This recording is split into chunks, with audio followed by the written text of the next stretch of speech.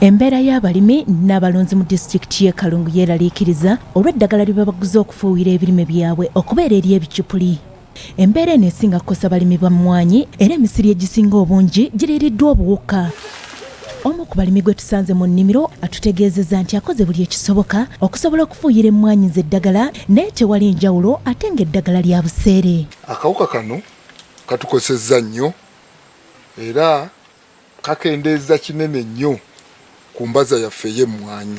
Kati kiba kitegeeza nti amakungula gange ge nandibazza kati buno obuti 5 wano bufu. Eddagala ly'ebicupuli eryo litukosereza ddala kubeera bw'ogenda mu maduuka ng'olemeddwa okufuna lino erabika eddungi lyofuna bwe liba lya kicupuli ate nga lya bbeeyi n'oligula ogenda okulaba ng'osuubira nti kanadda emabega kubanga nakati wano woolabira n'akafuuyira emabega emyezi ng'ebiri naye buubuno obulaba nti bukola ki nti bukala nga kitegeeza lino eggule erisinga lya bicupuli nga tetuligula ssente nnyingi nnyo. Okusinziira ku ssentebe wa disitulikiti y'e Kalungu Nnyombi Mukiibika Amadi agamba nti gavumenti singa tevaayo kutaasa balimi ku batunda eddagala ly'ebirime eritatuukanye na mutindo bandifiirizibwa nnyo. Omulimi waffe okukwata akasimbi n'agamba nti agenze eggula ddagala naye eddagala waaligula buli muntu yeetundira eddagala nga bw'ayagala. Gavumenti yagenda n'eva mu bintu ebimu naye twagala okugisaba okukomawo nga bwe tulina National Drug Authority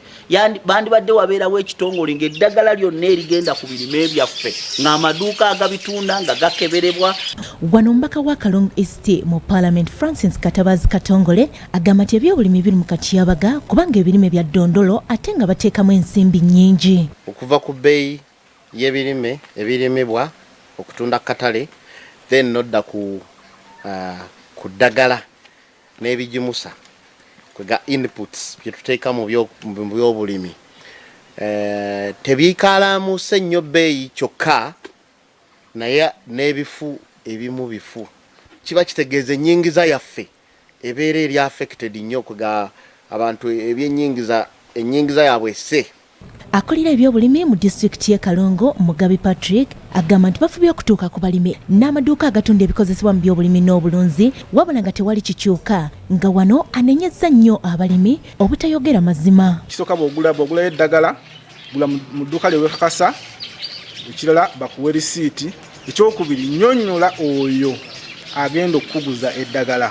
Oluusi naffe abalimi tulinamu ensobi oyinza okugenda ogula eddagala n'ogula ery'obuwuka naye ate ng'ekiruma ekirime kyo si kawuka. Akulira okulondoola emirimu gya gavumenti mu disitulikiti y'e Kalungu Dr. Pade Kayondo alabudde abalimisa n'abasawo b'ebisolo obutalemera mu ofiisi zaabwe wabula balambula abalimi.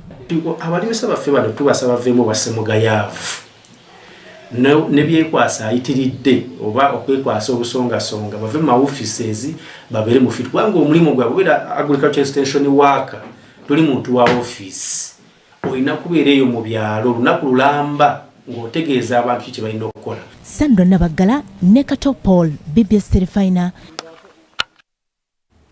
Kale olwakadde